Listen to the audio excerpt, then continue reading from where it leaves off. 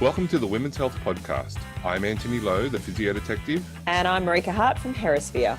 Together, we interview leading authorities and we answer questions and share our thoughts to provide the general public with the best quality information that we can find on all aspects related to women's health. Please remember that the materials and content on this podcast are intended as general information and they are for entertainment purposes only. They're not intended to be a substitute for professional medical advice, diagnosis or treatment. Now sit back, grab your favourite beverage or do your thing and enjoy the show. Hey everybody, thanks for joining us. It's just the two of us today and we're going to be talking about antenatal exercise. We don't have an expert to interview for this, Antony. We might just have to make this up. You are the expert! I don't know about that, but I'll give it a good go. It's good. So you've got Hemisphere, which is, why don't you explain it, an online community? Sure. Hemisphere is a bit random actually, because the way it came about was I had a few clients in Perth who came to my classes in Perth, which is dynamic strength physio, and a couple of them moved into more rural areas and wanted to keep coming to the classes, but just couldn't do the travel. And they said, can't you just put something online? And I thought about it. I was like, yeah, that'll be easy, right? Like just put a program online. And about, 9 months later or something, it actually came about. And the program sort of started from when I was doing my classes. Initially, it was just exercise. And then I had so many questions and the classes kept getting longer and longer. And then I started realizing, there was some similarities with these questions. So I'll just create an education session. And then another one and another one. And eventually I've now got about 20 topics that I cycle through. So a lot of the ladies who come to my classes will start somewhere between, 12 and 20 weeks and they'll stay right on until they give birth. So hopefully they kind of cover all of that. So then I just put all of that into the online program and then created the exercise videos as well. And yeah, it just kind of grew from that really. So it was not something that I ever intended on doing. And in retrospect, would I do it again? Not sure. It's a lot of work, as you know. But what's really nice is that when people from, I had a lady last year, was from Mongolia, who just said, what kind of exercise can I do in pregnancy? I'm like, here you go, give this a go. So it's quite nice because people can then do it in the comfort of their own home. Awesome. So how long have you been working in this pregnancy exercise sort of area?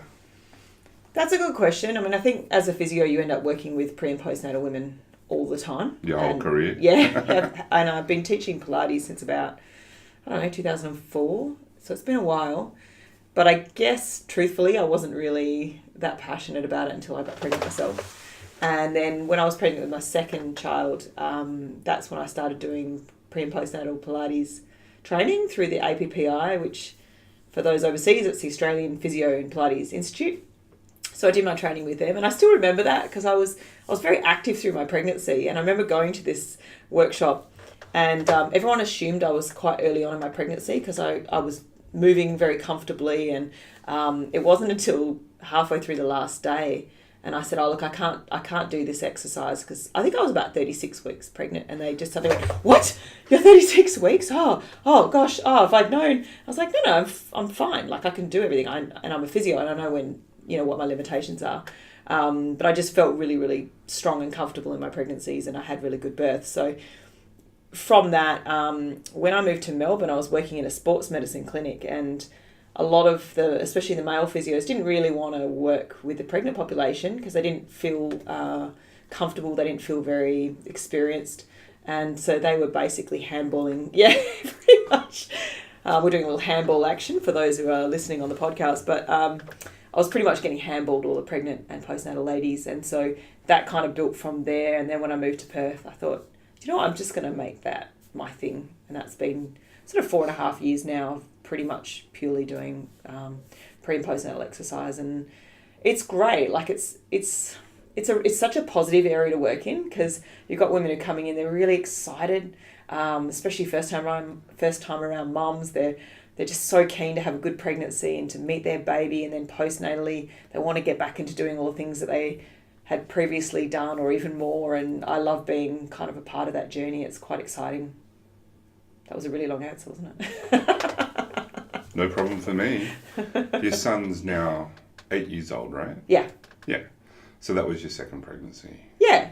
So I guess about 8 or 9 years. That would have been a short answer. No, that's cool. I love it. I'm good with it. I think it's fantastic. So what should we be thinking about, exercising, like even before you get pregnant, you're trying to get pregnant, while you're pregnant, the first trimester, you get through the first trimester and everything seems okay. The second trimester and then all the things that crop up there, and then, the final third trimester before you give birth, and then, the immediate postpartum period. We'll stick to the first. I was going to say, we could talk about this for days, Antony. We'll just stick to the first little bit first. So pre-pregnancy? Yeah, you're trying to have a baby, you're exercising. What do you think? So this is a really it's a really interesting topic, because I know that you and I have had this conversation, I'm pretty sure before, a couple of years ago. I'm pretty sure we're talking about this because I have had in recent years just these thoughts that I would love to get people before they even consider getting pregnant, because if you can build that baseline strength in the gym, learn some good techniques for lifting, feel comfortable deadlifting something, because I'm telling you, as a mum, you're lifting all the time. And I was watching the ladies come to my postnatal class yesterday, and they're lifting heavy prams in and out of the car, and they're usually doing it one-handed because they've got a baby on the other side, and then sometimes they've also got a handbag and a nappy bag, and so diaper, do they call it diaper bag in America? So they're carrying all this stuff. And when you have a baby who could potentially be sort of 8-10 kilos around that 6-month mark, and you have a baby who's teething and a bit unsettled, and you're having to constantly hold and jiggle for long periods of time. And I jokingly say, I give people who aren't pregnant a 8-kilo kettlebell, and I say, look, imagine holding that for 2 hours, because that's what motherhood is like, right? Yep. So in my mind, I keep thinking, man, I'd love for mums, before they even get pregnant, is to just do some stuff in the gym. I know you'd probably be on board with that. He's getting some. He's like, he's nodding with excitement. But get some good strength even before pregnancy. And so in terms of sort of conception, I guess we can have two extremes in terms of health and issues with conception. In terms of, I'm just thinking weight at the moment. So women who are obese can struggle sometimes getting pregnant, and whether that is to do with that sort of pre-diabetic state, and the body not being sort of metabolically able to support a pregnancy. And then the ladies who perhaps have gone through REDS, so energy deficiency syndrome. Relative, thank you. Relative energy deficiency syndrome, what we used to call the female athlete triad. So women who are perhaps underweight, who haven't had their period for a long time, some of those women can have problems with conception as well. So under-exercising and being obese, and over-exercising, and I know it's not that clear-cut, but just those extremes can cause problems with conception as well, that I think is worth mentioning. So they're exercising now. What would you... So you're saying, how does somebody know... relative energy deficiency in sport... REDS, how do you know that you're going overboard? Because there's so much more, REDS has been developed so that it actually includes guys as well. And it's more than just, the old female athlete triad. How do you know? How many people are really well equipped to... because for REDS, if I think anything close to REDS, I'm like, handball. Yeah. It's not my area. Yeah, absolutely. We had this conversation recently. I did a talk for some physios in Perth, and that was a question that I asked the other physios. I was like, if you suspected this was a problem, what are you going to do? Who are you going to send them to? And we actually did a little bit of brainstorming. But I think for most of us, it would be sending them back to their GP, and hopefully they've got a really good GP that can help them manage that, because that's going to be a multidisciplinary approach. That's going to be, probably psychologists and dietitians and as well as their doctors to do their screening and give them the support that they need to get through that. But yeah, it's certainly not something that we come across. Well, I don't come across it a lot in the area that I work with, because I tend to get women when they're already pregnant. Absolutely. So, okay, so to summarize the before we're pregnant period, just be mindful, I suppose, what you're saying is of going either extreme and working with your healthcare providers about those sorts of things, making sure the medical issues are taken care of. And lots of women have seen their doctors about trying to get pregnant.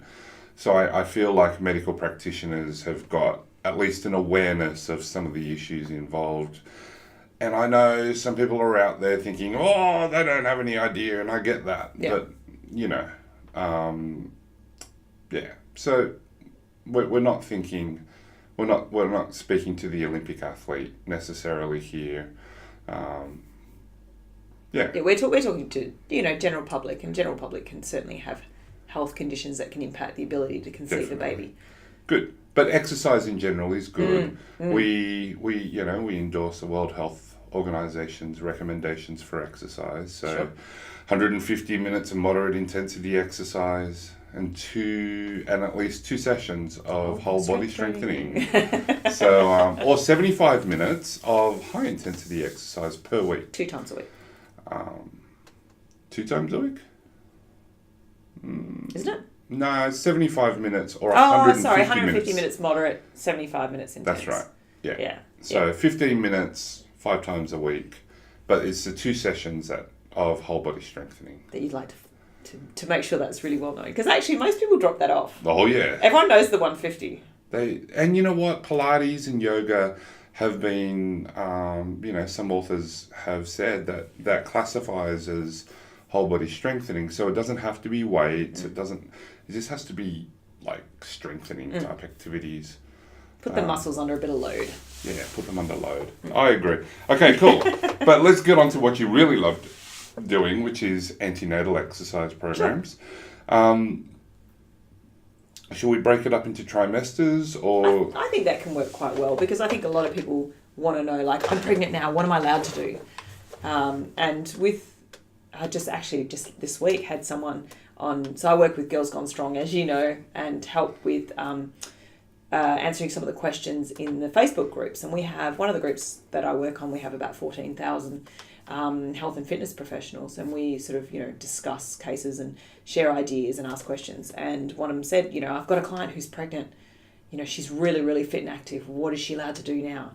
And, the answer to that basically is, in the first trimester, if this person has been previously exercising or not, and we'll come back to that, but if they're already fit and active, they're exercising, they're feeling good, they've got the clearance from their doctor, continue. And that doesn't matter if that's running, that's fine, it's swimming, riding a bike. There are very few caveats in the first trimester, and really the main thing is that we know that the miscarriage rate is really high.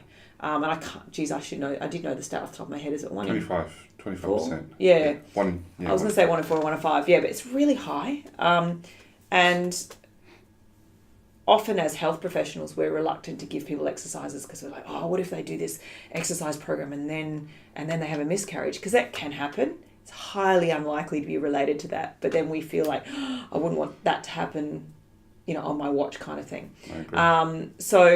But the main thing really is overheating. That's something that we want to watch out for in the first trimester. We need to be mindful of that in Perth. So in Perth, and probably in Sydney too, we can get temperatures of up to 45 degrees Celsius. And how do we manage that as health and fitness professionals? Well, we make sure that if they're exercising, they're not exercising in the heat of the day, somewhere where there isn't good ventilation. So we need to make sure that there's good ventilation. If it's hot, it needs to be air conditioning. We need to make sure they have access to water, so they're keeping well hydrated. They're taking rest whenever they need to. Some things that I've had to do in classes where it's been really warm in the evening, because my classes run from 6:30 to 7:45 at night. Now, typically that's not a problem, right? We've had a couple of nights where it's still 38 to 40 degrees at that time of night, and the hall that I'm in doesn't have air conditioning. So we've actually gone outside, and because we get the pre-natal doctor in the afternoon, that breeze comes through, and we've actually just done really gentle stretching and meditation kind of stuff in that instance. Well, it's particularly dry in Perth as well, and it's the evaporation of the sweat of your skin that does the cooling. So in Sydney, and anywhere where it's humid, when it's humid and you're sweating, and even if you've got a nice breeze, if you're at like 90+% humidity, you're not evaporating that sweat off very well. That's the problem with the cooling, you know. Yeah, absolutely. And like you said, when the Fremantle doctor comes through, all that dry stuff just... Can be quite nice, yes.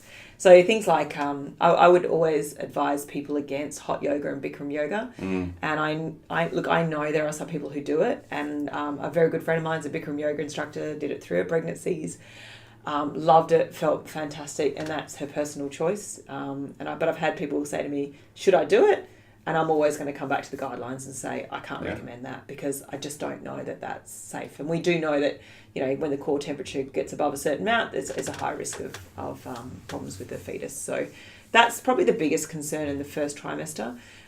In terms of what kind of exercise is good, we really kind of stick with what does that person enjoy? Like, what is fun for them? What gives them joy and makes them feel good? Like my sort of rules, I don't want to say rules because I don't have rules, but my guidelines for exercise in pregnancy is like, you know, it needs to be convenient, because there's no point me saying you need to go to this class that's ages away, you're never going to get to. So it needs to be convenient. It needs to be enjoyable. Yeah. And it needs to make you feel good. So if you leave that class and you're like, oh, because I get lots of clients that go, oh, my back was really sore, or I was really tired and I didn't want to come tonight. And then afterwards they say, I'm so glad I came. I feel much more energized. My spine is moving better, and my back pain's gone, or whatever. And I think, yes, this is why you're here. But I do feel like you should leave feeling better than when you walked in. So that's kind of my thoughts with what is the best type of exercise. It could be anything. Some people like to swim, ride, go to the gym, do Pilates, do CrossFit. Weights. You know, whatever rocks your boat. Whatever rocks your boat.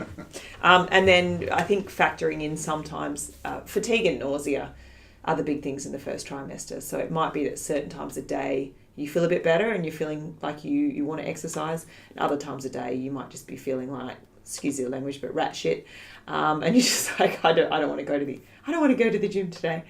But interestingly, in terms of that nausea, some women feel better for exercise. They'll actually think, I don't want to go do anything, but actually movement and exercise can help them manage some of those pregnancy symptoms anyway. Yeah. Sounds good. So summary of the first trimester is keep your temperature under control. So don't overdo it, don't overheat. We know the risks to the baby if we overheat. And do stuff that you're doing before. And we didn't talk about starting new exercise. Oh yes, I was going to come back to that, because I don't know about you, Antony, but when I went to uni, they said we were taught you can't start a new exercise in the first trimester. You have to wait until the second trimester. Now, in recent years, the doctors are like, heck no, you start. If you have never done exercise before in your life, get the clearance from your doctor to make sure you're fine, but start exercising the first trimester. And the reason for this is that the benefits of exercise in pregnancy are so significant, and they so outweigh the risks, the potential risks associated, that the medical advice now is get cracking. Because the risks are so low compared to the benefits. And the benefits, we haven't even gone to that, but should we talk about that? Let's talk about why should we do exercise? Oh my God, I'm on my soapbox. But, benefits for mum, less chance of gestational diabetes and excessive weight gain, better subjective experience of pregnancy, so don't tend to feel so much of the aches and pains, tend to feel better, less back and pelvic pain as well. What else? Reduce the risks of, I think pulmonary emboli or something like that, but certainly preeclampsia is reduced as well. What's preeclampsia is a condition that can crop up usually in the final trimester, where you get excessively high blood pressure and protein in the urine, and it can be very dangerous for mum and baby. So it can reduce your risk of that, which is clearly really good. What else? So for mood, it really helps women manage perinatal depression and anxiety. It can reduce the symptoms, but it can also help women manage those symptoms. Women tend to have better quality sleep when they're exercising through pregnancy. What else? There's a birth, so it can reduce the stages of labour, so you can make your pushing stage more efficient. Less likely to have C-sections. I mean, there's just tons. There's tons. And there's benefits for baby on top of that as well. And in terms of the risks, there are very, very few. Very, very few risks associated. And well, the background risk of miscarriage is like that 25% anyway. Exactly. So, And I think when you look at even the higher levels of exercise, we used to be, the medical community used to be worried about women doing lots of high intensity exercise, like running and I guess things like CrossFit. Really, I guess more the cardiovascular, the high intense cardiovascular type exercises consistently. And they used to worry about women having smaller birth weight babies. And, now they've done lots of research and actually said these babies are coming out healthy and they've got good APGARs, and there doesn't seem to be any of those concerns anymore. So even the women so for Olympic athletes, you've probably seen some of those videos of, remember that woman who was like running the 400 metres and she was, 28, 30 weeks pregnant. And I guess part of us just kind of cringes a bit and thinks, oh, what are you doing? That's crazy. But she's fine. And, she would have been under the care of her medical team to make sure that that was safe for her and for her baby. But, yeah, I think the IOC with the British Journal of Sports Medicine, for those who are really hardcore exercisers, they've got some really good information that's available free online. So if anyone wants to read more about athletes and exercise in pregnancy, the IOC guidelines in the British Journal of Sports Medicine, I think from, 2015? I think it's about 2015, are really good. And that outlines all the research they've done looking at all of those factors. Cool. That was another tangent. Not really. I got a lot of tangents. Well, you're passionate. This is our Friday night podcast. I'm actually having a glass of wine at the same time. It's very professional. Well, loose lips, lots of good information. All right, where to, Antony? Second trimester? I think we're on to the second trimester. Tell us. They've gone through, they might have had some morning sickness and it's settled down. They're feeling pretty good. Their body's definitely changing. Yep. The cardiovascular system's definitely changing. Beginning to start showing soon. What are we doing for exercise? How, the considerations of the weight changes and the body balance, the body changes, the ability to do what they were doing before. What are we thinking about there? One of the things I guess we didn't cover on the first trimester, but just to so that I don't forget to mention it, is that because you mentioned the changes to the cardiovascular system, and there's a huge increase in blood volume in that 20%, I think. I think it's more. I think it's 40%. It's quite high. Increase in blood volume. Yeah, the increase in blood volume in the first trimester is really high, and I of course did know this off the top of my head if you'd asked me a year ago, but it's really significant, and that's why a lot of women actually I remember this point of I was doing boot camp in my second pregnancy, and I remember sprinting and going, I just can't, I don't have any oomph anymore, and I was so breathless. I was like, this is pathetic, and made me really annoyed. And I always remind my clients now, I'm like, your body is actually working a lot harder, and it's hard in that first trimester because your baby's tiny, right? And you're thinking, why do I feel so tired? Why do I feel so sick? And you're trying not to tell people too, right? Exactly. And you just have to acknowledge the fact that there's this huge change. So you may not be able to push yourself as hard in that first even in those first 6-8 weeks. You might notice some pretty significant changes. I mean, some women don't notice much at all, and others, like me, I got really breathless by about 8 to 10 weeks. But moving on to that second trimester, so obviously baby starts to get bigger. So we start to, a lot of women will start to develop a bump in that second trimester, and the baby starts to move in and around that time as well. Excuse me. There's often some changes to, some women might notice changes to posture as well, and the breast sizes can increase. Might notice changes to their centre of gravity, how they stand and how they move. It's not so much like the final trimester where you're getting yourself wedged getting in and out of the car. It's not, or can't do your shoes up anymore, which is devastating. So often, a lot of women are still pretty comfortable in their second trimester, but again, might be getting a little bit heavier, a little bit more tired, might notice themselves getting a little bit more breathless. So in terms of how that affects exercise, and of course, as your belly is growing, your abdominal wall comes under more tension, and I'm sure we'll talk about, diastasis recti a bit later, but a lot of women find that they just can't develop as much strength in their abdominal muscles, and that's probably more in that third trimester, but maybe a bit in the second as well. So they may find that some exercises they just can't lift as much, they just can't hold positions as well, they just can't generate as much force, because you do actually rely on the muscles through the abdominal wall in order to be able to lift something overhead or push something with your legs. So he's yawning away, but I think it's because he got up at 2:00 in the morning. So it's actually in the second trimester a lot of women start to change to something that's a little bit more pregnancy related. So some women will turn to yoga and Pilates and things like that. Sometimes because they think that that's the best thing for them and for the baby. They're worried about doing other types of exercises because they're not quite sure. Other women maybe haven't done a lot of exercise and again are drawn to those kind of classes because they're not really sure what they should be doing. But generally speaking, like that first trimester, there's a lot that you can still be doing in that second trimester. So you can still be, with caveats of course, lifting weights in the gym, doing CrossFit. If you're running and you're not having any symptoms, and we can talk about that a little bit later as well if you like, most of the exercises you can continue in your second trimester. The main ones I guess we watch out for will be anything where you're at a high risk of falls. So things like downhill skiing. We were talking about cycling earlier, but off-road mountain biking wouldn't be a good choice. Jumping out of a plane is probably not a good one. Anything where... Scuba diving. Water, yeah. I was going to say water skiing where water can obviously enter the birth canal at pressure. And scuba diving because of the pressure and the potential issues associated with that.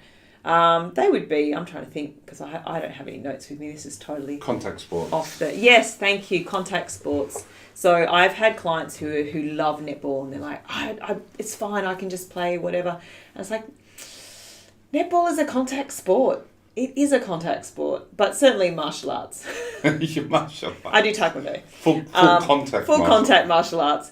Definitely not recommended. But anything where you're at risk basically of something slamming into your belly or you falling heavy onto your belly are not recommended from the second trimester onwards.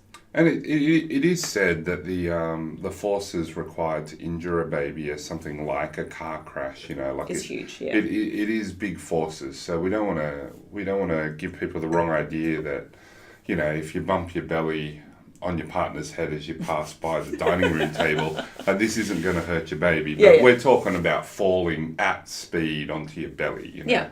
I've had lots of CrossFit.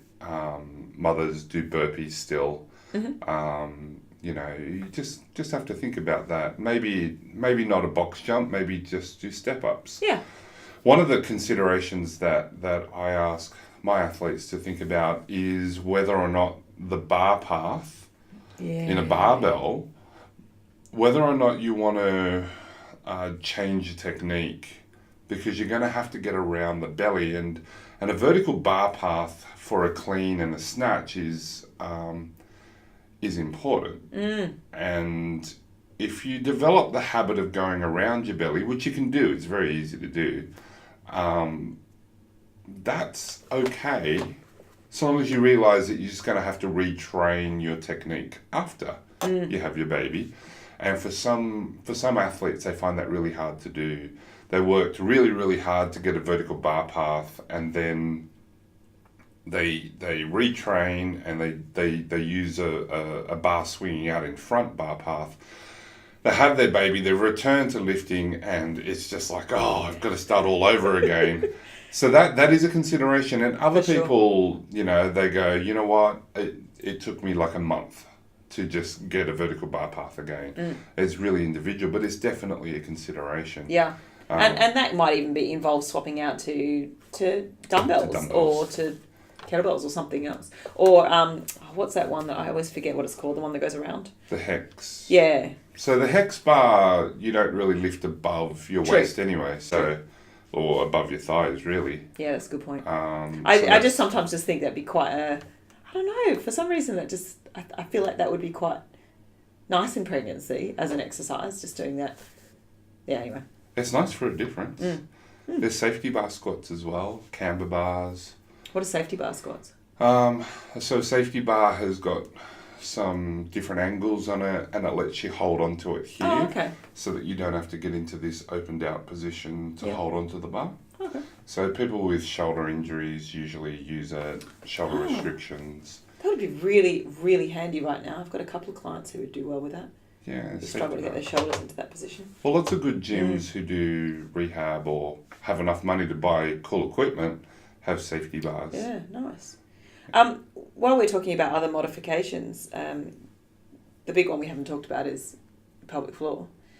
And pelvic floor is something that women, I try and educate my pregnant women, I'm sure you do as well, Antony, just about.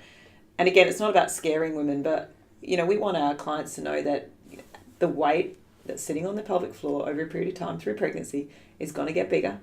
And they just need to be aware that, what symptoms to look out for.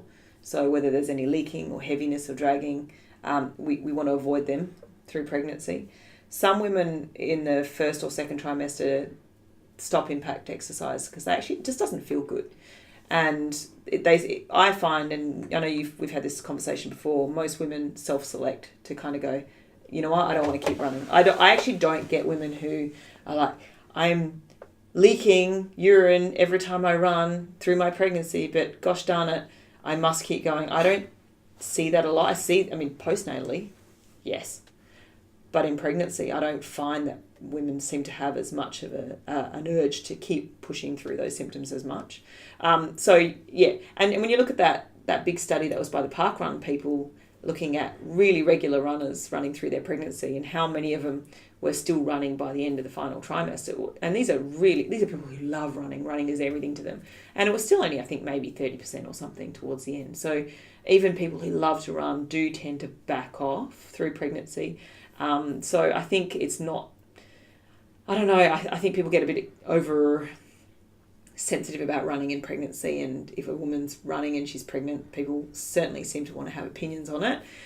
But if she's healthy and happy and not having any issues, and if she had even the slightest concern, she should go see a pelvic health physio, and the pelvic health physio can do some checks for her, find out what's happening and give her some individual advice, But certainly some women will continue running towards the end, but not a lot.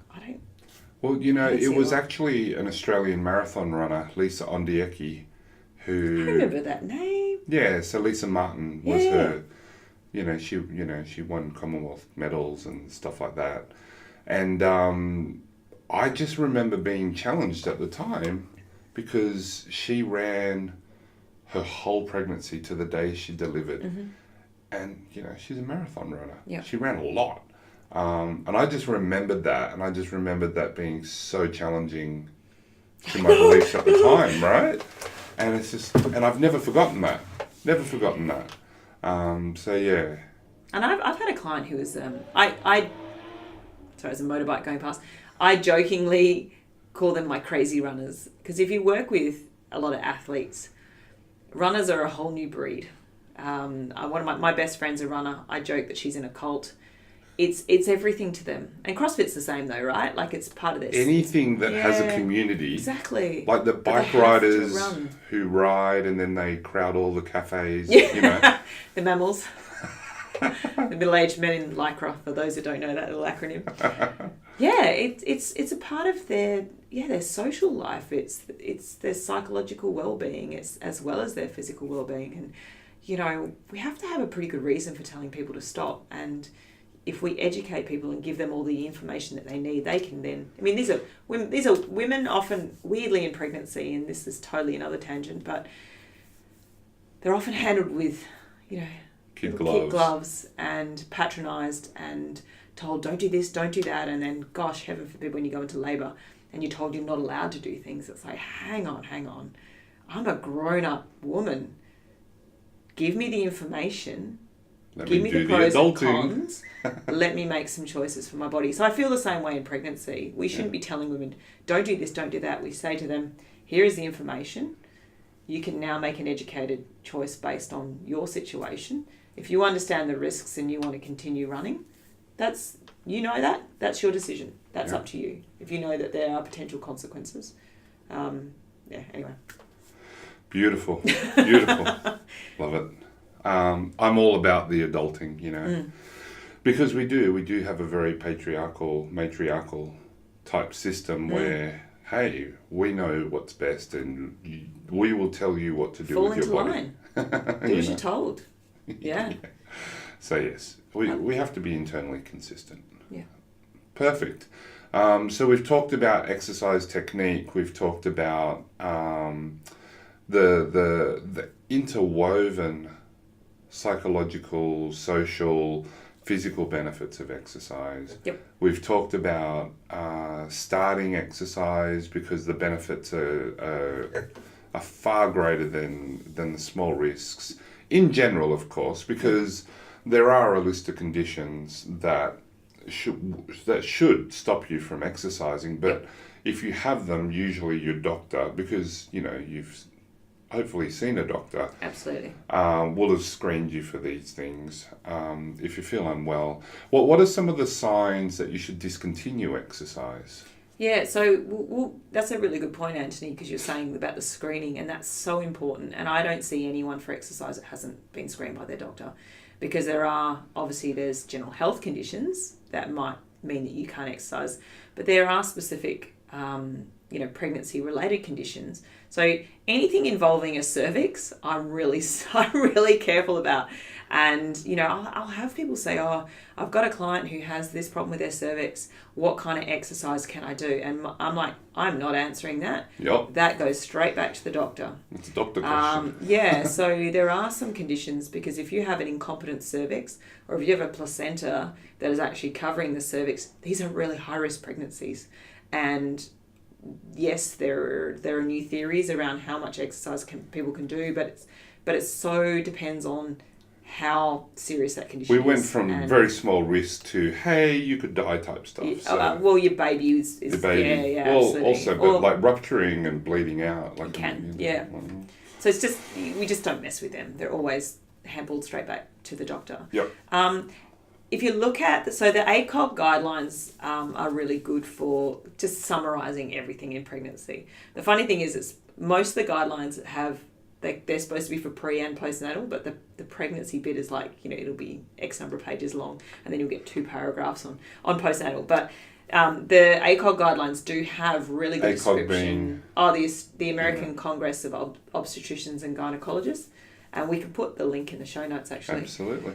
But they describe all the things to watch out for, which are signs that you need to stop exercising straight away. And I say to the fitness professionals that I teach, I'm like, I'd like to think that if any of these were happening, that you would stop straight away, because it's kind of like, if you have things leaking. Yeah. So if amniotic fluid is coming out, stop exercising. If you go into labour, stop exercising. If you start bleeding, especially at large amounts, go into labour. But it's little things like, and we could definitely potentially come across these as physios, which might be DVTs, or pulmonary emboli. So if someone was exercising pretty comfortably and then got a sudden onset of breathlessness or breathlessness before you started before exercise. They even started, exactly. So breathlessness that's not sort of associated with the level of exertion. So it comes on suddenly and it's not related to the activity. That's a red flag, and women are more susceptible to having blood clots in pregnancy. So again, I have clients who in Perth, people fly all the time, and we have a lot of FIFO workers, that means fly in, fly out. Yeah. So for those in America, we have clients who every single week will fly 4 or 5 hours to a mine site and then fly back again. And so if one of these ladies has come back and are suddenly talking about calf pain, bang, that's straight to hospital. So things like that, are just red flags for us. And obviously, severe headaches and other Dizziness. symptoms, dizziness, yeah. Yeah, anything that will make you increase your risk of falling, so unsteadiness or loss of balance. And especially if anything, I guess with pregnancy, there's a lot of that following your gut as well. So if something is just not right, it's always straight back to the doctor, always. And it's a sad story to say, but my cousin's wife, just one day she said, I just don't feel the baby moving so well today. And he ended up having a heart condition. It's a pretty tragic story. It's a very tragic story. But, she trusted her gut and went, but she didn't want to make a fuss. And as women, we often just go, I don't want to make a fuss. I don't want to bother anyone. But I just think, once you've got to know your baby and you've got to know your body, if anything doesn't feel right, don't be embarrassed just to go and talk. Just call your doctor or just, call your obstetrician or just go in. We say that easily here in Australia. And I was just about to say. Yeah, I had my babies in London and it was never a problem. Never a problem to go in and just run a trace or, do whatever they need to do. I know that it's harder in some areas. Much harder in America. Because it costs money. I know. And if you ran for every time that you were worried, in Australia you can. You just front up and they'll see you, they'll take care of you, and it won't cost you anything generally. But in America, it's easy said than done, isn't it? It is. We are very fortunate. Yeah. What can I say? But absolutely. A couple of things that we probably should touch on would be supine exercise. Supine exercise is important. This is an interesting one, Antony, because again, we were sort of told I think originally I was told no supine. So when I say supine, I mean lying on the back. Yeah. I was originally told no lying on your back exercises after 16 weeks. And then it became sort of 20 weeks. And then if you look at Sports Medicine Australia, I think their current guidelines are no prolonged exercises lying on your back from 28 weeks. What is prolonged? I don't know. It's not really specific. What's the definition of prolonged? It's a tricky one. So this is, again, one of those risk-benefit things. Generally speaking, if a woman is lying on their back doing exercise for a short period of time, it's pretty safe, right? If they start to feel lightheaded, that's usually the sign that the baby's actually sitting on the inferior vena cava, which is one of those major blood vessels which brings the blood back to the heart and then to the brain. So they start to feel a bit woozy, in which case they can either bring the back up slightly or slightly roll onto one side. So just putting cushions on one side can work well. So there's ways around that. Or if you're doing bench work, you can just change the bench angle, right? Like you can bring the back up again. So it depends a lot on women's comfort. Again, risk-benefit kind of thing.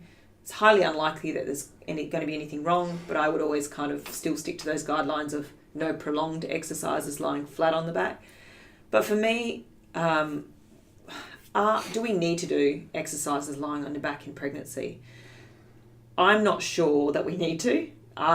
So in my classes, we will do kind of a third standing up, probably, maybe even half. We do a lot of partner work. We do weights, bands, squats, lunges, whatever.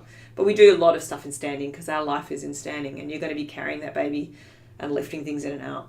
And then we can do some things in high kneeling, on all fours, side lying, sitting. We have balls as well sometimes. So I feel like there's enough options. I don't feel like women are missing out by not lying flat on the back. I don't know what your thoughts are.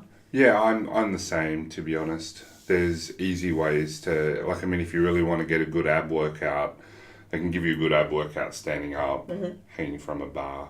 That's not a problem.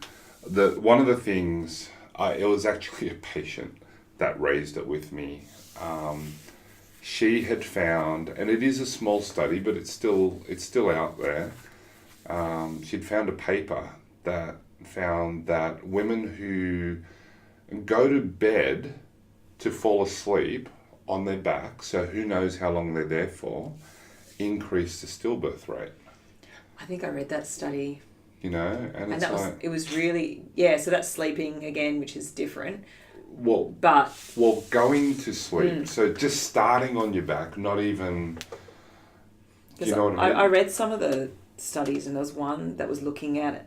And I think one of the hardest things of that is it's retrospective, right? So it's like, Antony, I'm really sorry, you just lost your baby, you've had a stillbirth. What position did you sleep in last night? And we're just doing a survey. And I do wonder... Was that one a retrospective? I feel like it was prospective. No, well, the one that I read was retrospective. Right. They were actually going and asking women, right, how did you sleep in the nights leading up? And so it's hard because, you know, what do women remember is one thing. How long were they in that position for? You know, there's so many factors. But I mean, every little thing you remember, right? Yeah, like you just, because you're looking for the answers. But so many of my clients will panic because they've woken up in their back. And I say to them, look, don't panic. Just roll over. You probably woke up for a reason. Yeah, yeah. And there was one period of time where all of my clients were told you must lie on your left side. And I was having women with hip pain. Yeah. I remember having a woman come in and she'd had really bad left hip pain. And I naturally said, you know, what position are you sleeping in? And she said, I've been a really good girl because we do what we're told. I've been a really good girl and I'm spending my whole 8 hours lying on there. I'm like, well, if I spent 8 hours lying on my left hip, I'd have left hip pain. Can you lie on the other side, or can we change the angle with cushions and things? And she said, I thought you weren't allowed to lie on your right side.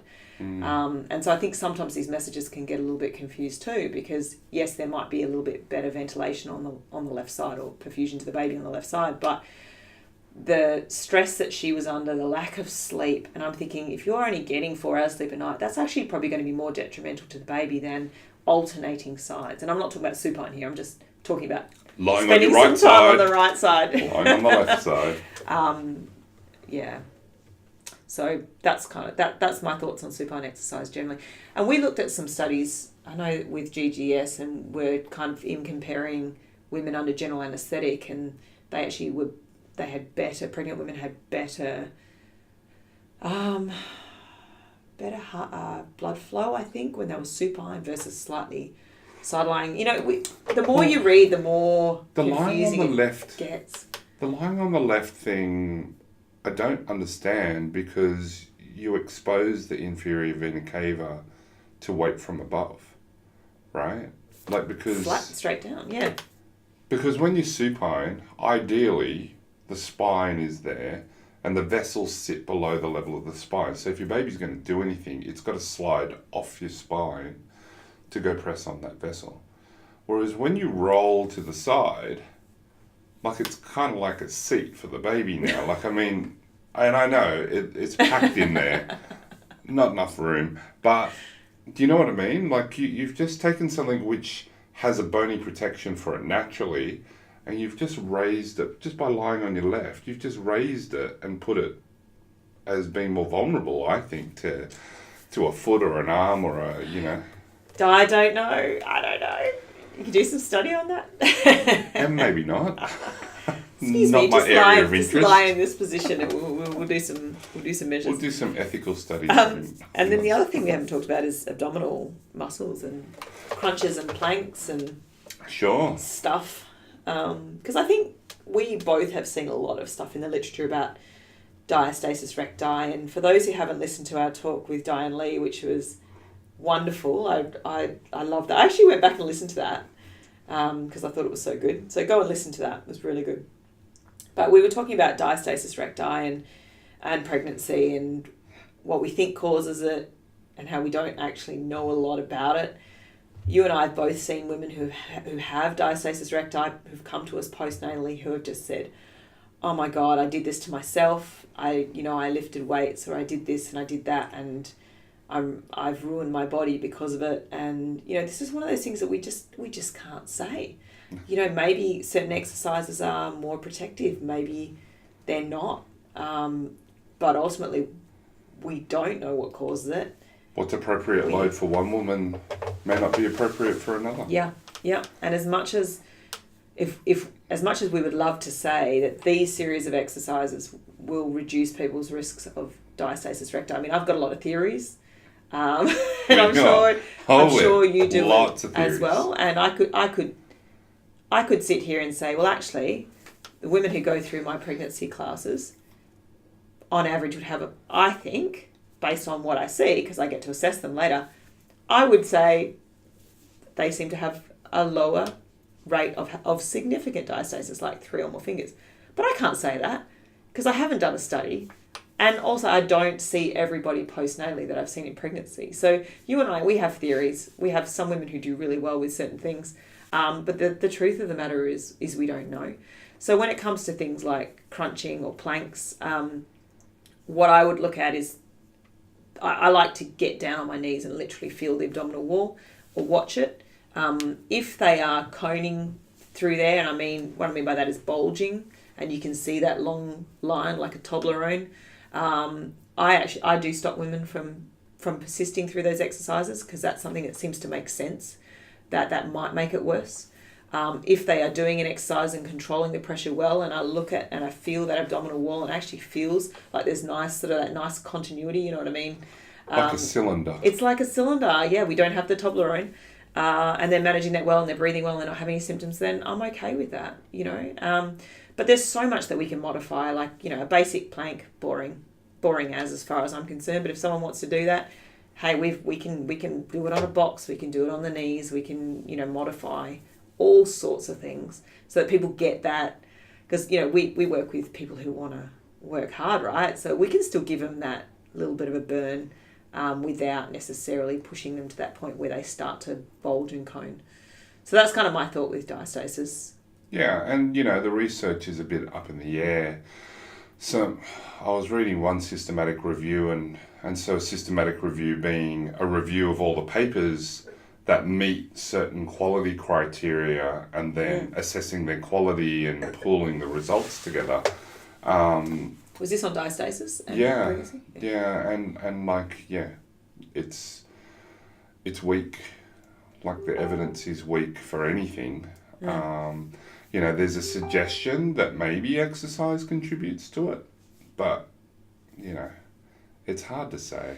And it's hard because when you delve into the studies, and we were talking about this earlier today, and I've been reading a lot of studies, and some of them are just, this methodology is terrible. I don't think the results are worth anything, you know. And the thing is that, you know, we're not having to go at the researchers. No. We just recognise that to do the perfect study is extremely difficult. Yeah, because people are not homogenous. We're not all built the same with the same connective tissues, you know, and it's hard. Having said that, one thing, having read, you know, I was reading some papers on the plane today, one thing that they're not looking at in diastasis research is the beliefs of the woman and, you know, postnatally and antenatally, whether they are associated with anything, because we know that our actions are driven by our beliefs. Sure. And so, you know, if we've got somebody who's super worried about developing a diastasis, that she might actually decrease her exercise and not meet the World Health Organization, CDC, Department of Health in Australia and around the world recommendation of 150 minutes of... Because of fear. Yeah, because of fear. Yeah. And then certainly postnatally, if someone has a large diastasis and they've been told, well, doing any strength training or any abdominal wall exercise is going to make it worse and it's bad for you, they may seriously hold their exercise back, their activity back, and that may have an impact on their on their loading and therefore their recovery. So it's it's a really good point. I do want to just say that it's triggered in my mind. Maybe the 75 minutes of high intensity exercise isn't in the pregnancy one, but I have to go check now. I'm not sure the high intensity recommendation in the World Health Organization is there. You'll have to look back. It's definitely 150 it's minutes definitely of 150, moderate. 5 lots of 30 generally speaking. So 30 minutes on most days, plus 2 strength training. Yeah, that's definitely in there. Yeah. I have to go check the high intensity that's again. That's a good point. Because you and I swap between, you know, doing pre and postnatal and everybody, you know. Yeah. General. Yeah, we see general public. General public. Once you're postnatal for life. That's true. So, beautiful. So leading up to, you know, I got sent a video by somebody, her name's Christmas Abbott, on Instagram, fantastic athlete. And she was doing some jumping, so it's like a double tap. So you jump up, double tap, land jump up, double tap. Or And just it's tap with your hands on your thighs. Just tapping with your hands on your thighs. It's one of the scaling options for double unders. Okay, yep. Skipping. And she was doing that, and she was doing it to try and induce labour. Oh, okay. Yeah, so she's quite pregnant, like 40 weeks, doing that. And, you know, I was on the plane and I saw her just before takeoff. It's like, oh, she's had a baby. How cute. So it worked. I don't think it worked. Some people go for sex, other people go for modified double unders. Some people go for a walk. Some people go for a walk or have a curry. Anyway. I'll have a curry. Don't go castor oil. That's really bad. Oh. So yes. Where was I going with that? I have no idea. idea. Third trimester exercises Yep. and what you're trying to do. Yep. So again, this is really varied. It depends on the person. Some people will cruise through their third trimester and actually only feel it in the last couple of weeks. I think for a lot of women, especially in the final, you know, I'm just thinking of the clients I have at the moment, the final sort of 5 weeks is when I find a lot of my clients sort of start to slow down a bit. I can see it in the way they move. They might start to get that little bit of a waddle on as the baby moves further down into the pelvic cavity. They're just getting a little bit more tired. They're obviously getting bigger. You get a lot of growth in those last few weeks. I actually didn't even wear a lot of my maternity stuff till I was about, 34 weeks. And I remember I was living in London. I bought so much stuff there because the maternity clothes in the UK are so much better than Australia. And I was gutted because I had all these things and I put them on and they were like a bloody tent. But in those last sort of 5 or 6 weeks, I was like, yes, I've got the belly. So, for a lot of us, you really start to poke out at that time, which makes transitional movements really awkward. So in my classes, I try and limit, that up, down stuff. So we'll kind of do stuff in one position and change. And, if they're a bit earlier on, fine, up, down. But you really do see in those last 5 weeks or so, they're just like, jeez, do I have to, got to go from lying down to sitting up now? Like, this is just a little bit much. Have we got 5 minutes? So a lot of the exercises are still, they still squat, split squat, do a little bit of overhead work, whatever. There's no real need to pull back from that apart from load. So you'll usually find that they just can't generate as much force for those reasons that we talked about before. And there's more pressure going down through the pelvic floor. So we'll tend to really back off the weights and back off the load in the final trimester. But again, it's going to completely depend on that person in front of you. I like to do a lot of birth preparation in terms of I don't do a lot of the particular stretching or positioning kind of stuff. I know some physios do that. I definitely talk about prep for birth, what you can do when you're in labour. We'll talk about perineal massage. We'll talk about relaxation and mental preparation and all that kind of thing, just to kind of get the head in the game. Talk about the pelvic floor and how, yes, during pregnancy, where it's kind of holding everything in, it's giving your internal organs a lot of support. In labour, do we want our pelvic floor to be super on, or do we actually want it to go? And that's something that's really hard for some women. And I think that's probably more the point of perineal massage. I think a lot of people, so for those who don't know perineal massage, it's when, in the last few weeks, you insert a couple of fingers or, usually a thumb with some lubricant. You actually stretch the back of the perineum, so towards the anus. So you put the thumb inside the vagina and you stretch, sort of like if you imagine a clock face, sort of that 3 to 9 o'clock. And people think it's to kind of physically stretch the tissue, but for a lot of people it's more, can I relax? Can I give in to that sensation of discomfort, unclench my jaw, unclench my pelvic floor, and just breathe? And that kind of, it's really hard, because what do we do when we have pain or if we're stressed? You clench the crap out of your pelvic floor. And I remember reading this study, you might laugh at this, Antony, I read lots of random things like you, but they put EMG markers that are in the perineum, so for the pelvic floor, and also on upper trapezius, so on the shoulders, neck and shoulders, and I think maybe somewhere else as well. And they showed women scary movies. Did you read that one? Yeah, I read that one. And then the pelvic floor would naturally contract really strongly, and whether it was a movie that was sexually violent or whether it was just generally scary, the pelvic floor went, And so I say this to my pregnant ladies too. It's like, okay, so if you're fearful of birth, it's going to be really hard for you to relax your pelvic floor and allow the baby to descend. So it kind of, again, fits in with all the parasympathetic versus sympathetic nervous system stuff, which is a whole nother talk. But in labour, we want to be calm and relaxed. We want to let our shoulders, our jaw fully relax, allow the pelvic floor to soften. I say soften, just to reduce muscular activity. So all of these kind of things are worth mentioning as well. You know, around that 28-week sort of mark, lots of women develop back pain, pelvic pain, hip pain. How does that affect exercise?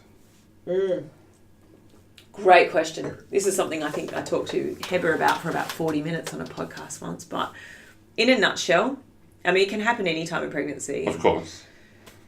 I find, I don't know about you, Antony, but I find there's a group of women who seem to get it around 16 to 20 weeks, like the ones that get it earlier, and some of those actually get better. Yes. And then I feel like there's this other cohort who get it later in pregnancy, and they sort of tend to find 28 to 30, and then yeah. And for some of them, it gets worse as they get heavier. How does it affect exercise? Basically, my job as a physio is finding ways to keep them exercising, and I've probably had. There's been 2 ladies in the last 4 years who haven't been appropriate for me to keep exercising because their pain was just it was so significant, and there were a lot of psychological factors as well, and they actually needed to go and do some other things. But on the whole, nearly every single woman can keep exercising, and usually that's things like instead of doing a walking lunge, just doing a short split squat. So keeping the legs a little bit closer together. Avoiding a lot of standing on one leg. So women with pelvic girdle pain will typically find things like standing on one leg to put knickers and shoes and socks on painful. So we don't do a lot of one-legged stuff. Limiting a lot of those transitional movements, so getting in and out of sitting and standing. Even things like what I call Superman, you know, when you're on all fours and you lift one arm and your opposite leg. That actually is very provocative for a lot of women, especially with the pubic symphysis pain, so the pain around the front. So just doing things like sliding the foot along the floor but keeping it in contact, so turning that into a closed chain exercise, or even just doing the arms is often enough to get the back muscles, you know, working.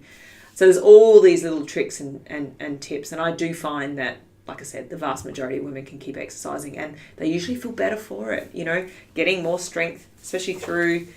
well, anywhere through the lower limb, but, you know, glutes, getting glutes, inner thigh muscles, pelvic floor, just strengthening generally will do really well. Awesome. Gestational diabetes is usually tested for around that time as well, 28 weeks. How do you find a diagnosis of gestational diabetes affecting their exercise? How does that all work in with their management?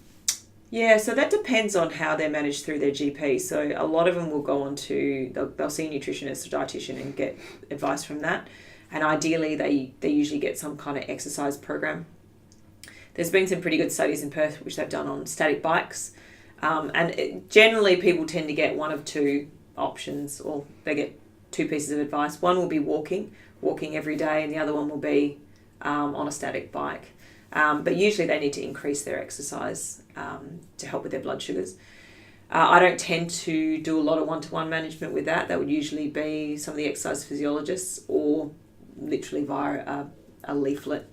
But generally speaking, they tend to get told that they need to up their exercise to help improve their blood sugars and getting that insulin working well. Beautiful. What else is there? I don't know. I think we've covered most of it, right? No doubt we're going to stop recording and then go, I forgot to talk about this. I know. We may have forgotten something major, but this has been very.